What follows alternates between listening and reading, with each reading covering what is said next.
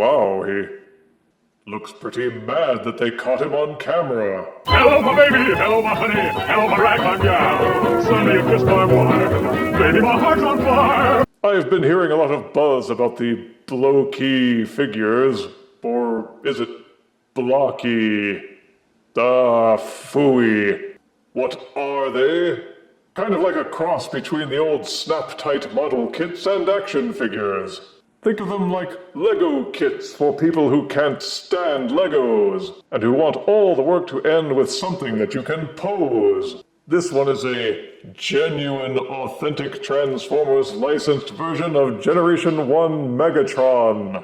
The Action Edition. No need to dwell on who Megatron is. The bazooka-toting leader of the Decepticons. The front of his box has logos and licenses galore, along with an action shot of what the kit will look like once you're all done, minus all of the photoshopped lightning bolts, of course. It boasts some of the features as well. Hey look, it says chest and eyes have lights that can glow. Well, isn't glowing what light means? Also, they want to be darn sure that you know this is in celebration of the Transformers' 40th anniversary. The side panel repeats a lot of that stuff, but with a different photo. It boasts perfect color assignment, also a human system, exclusive accessories, movable body, wow, and glowing feature. The other side panel has diagrams and other photos. And the top boasts of going to infinity and beyond. Beyond infinity, the legend of Cybertron. Well, talking about the box was fun, but let's get this kit opened up and see what kind of Blokees Megatron is. When unboxed, Blocky Action Edition 02 Generation 1 Megatron contains 11 plastic pouches, comprising at least 237 pieces that will need to be assembled. Also included is the assembly instruction manual, and another mini manual, which tells you in several different languages how to change out the batteries. As I behold this formidable array, I am reminded of the Furai model kits. This seems to be at a similar level of complexity, albeit at a slightly higher scale. The tedious process of assembly is enjoyed by many, who find both relaxation and a sense of accomplishment. But being the awesome dude that I am, I will use my powers to assemble them instantly, so you won't have to spend several hours watching. So behold as I complete this model kit with a snap of my fingers. Blokees Generation 1 Action Edition Megatron comes with several accessories that you have to assemble, including a figure stand, a magnetic trigger for the LED lights, a Nemesis throne, translucent purple energon flail, a movie-style energon sword, his prime shootin' movie pistol, trademark fusion cannon. Also included are some sidekicks, including a laser beak, a reflector camera in his alt mode, and a little creme Zeke. And this is Blokees Generation 1 Megatron. The assembled figure does not transform, so don't try it.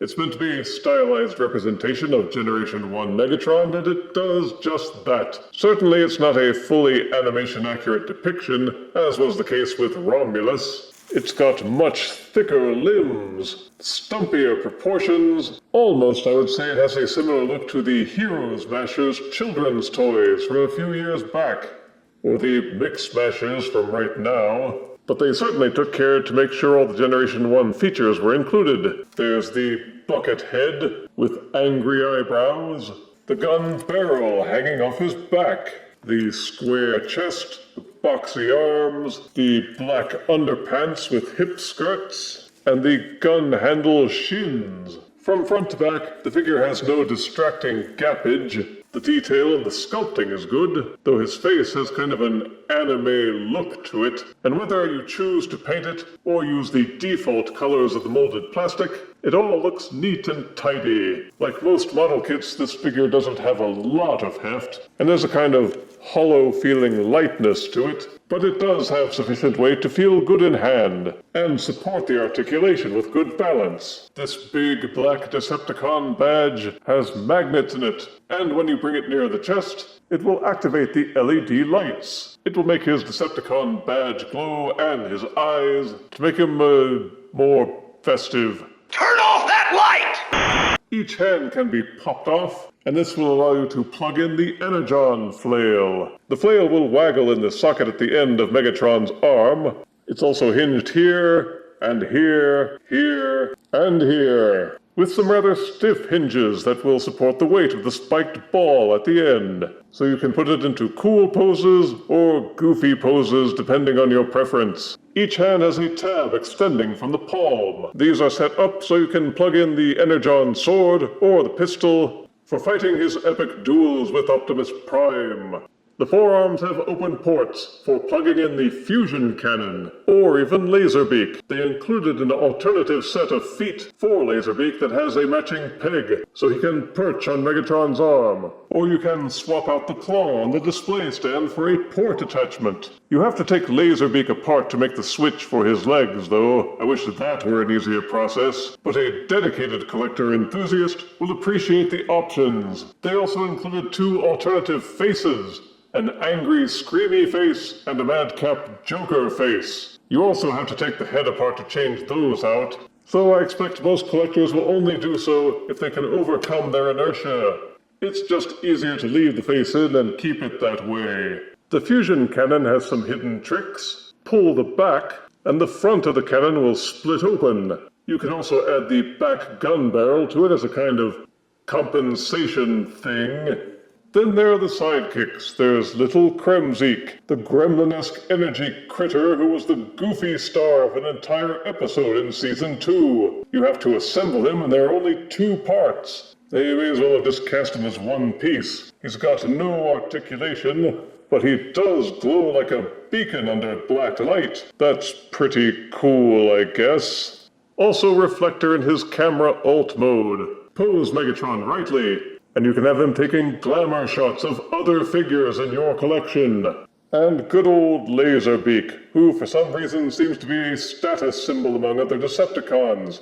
If you have him perched on your shoulder, somehow that makes you the boss. He assembles easily enough, but swapping out the feet can still be a hassle. The neck will hinge up and down. The head is ball-socketed for rotation and angling, and the legs can fold forwards or backwards. Each wing is hinged to raise up and down for flapping action. But wait, there's more. Also included is the Nemesis Throne, where you can have Megatron parking his buns after a long day's work. There are ports and pegs on the back that you can use for storing accessories.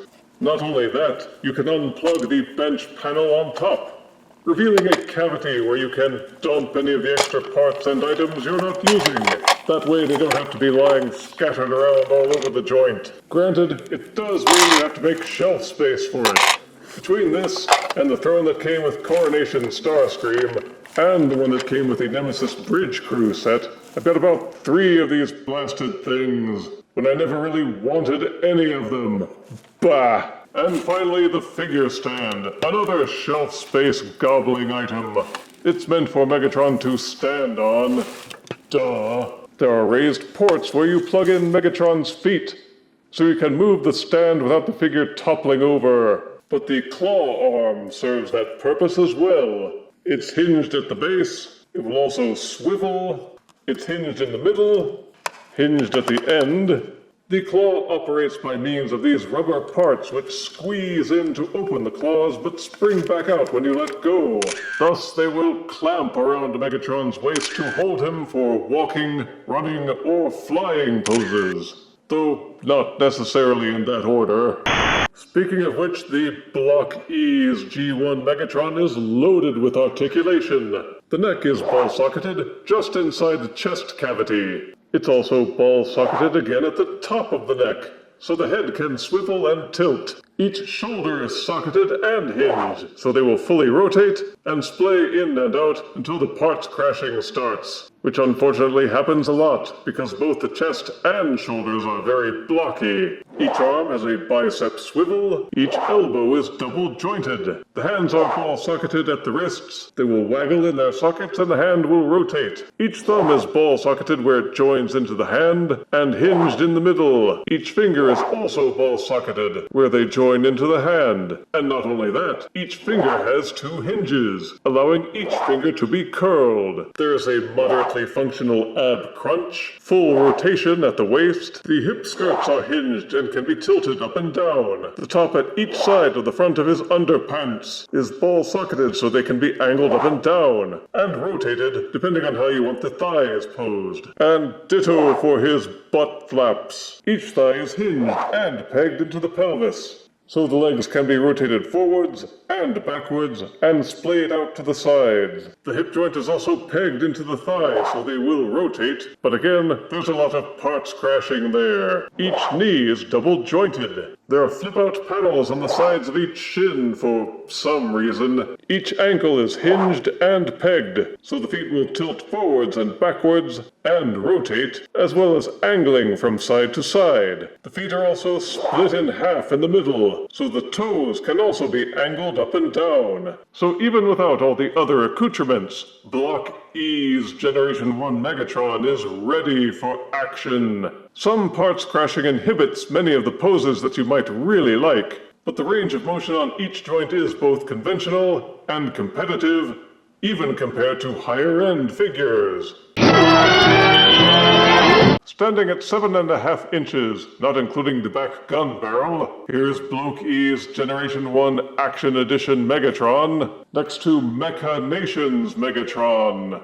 Here he is next to Furai Model Kit Autobot Megatron.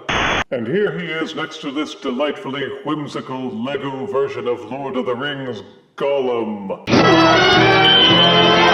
I had only heard of the Blokees model kits recently. By all accounts, there are many kits available in different sizes and price ranges. They also delve across the aesthetics of several different lines, including Generation 1, the Bayverse movies, the Transformers 1 movie, and more. Whatever your collector's itch, the people at Blokees can probably scratch it, if you can find them. And that is the tricky part. I've only seen one kit in stores, and I had to order this one via Big Bad Toy Store. The distribution is so random and inconvenient that one would think these kits were supplied by Hasbro themselves. As for the Generation 1 Action Edition kit, positives are that assembling the kit will be a pleasant diversion, if you're into that sort of thing. And once you're finished, the end results are quite impressive, with a solid posable figure that has good colors, holds together well, and comes with a boatload of items for customization. There's LED lights, swappable faces, and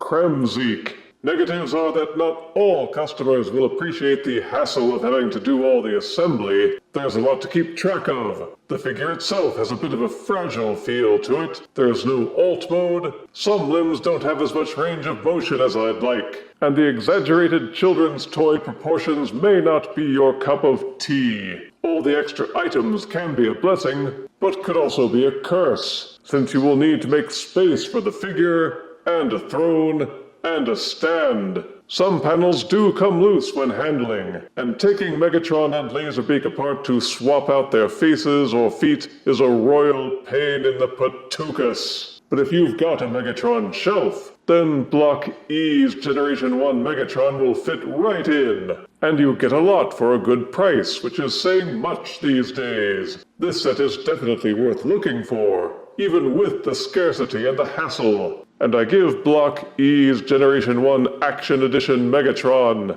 8 out of 10 deaths. And yes, they have a Generation 1 Optimus kit too. Yeesh. If you refuse me, honey, you lose me, then you'll be left alone, oh baby, tell them all, and tell me I'm your own.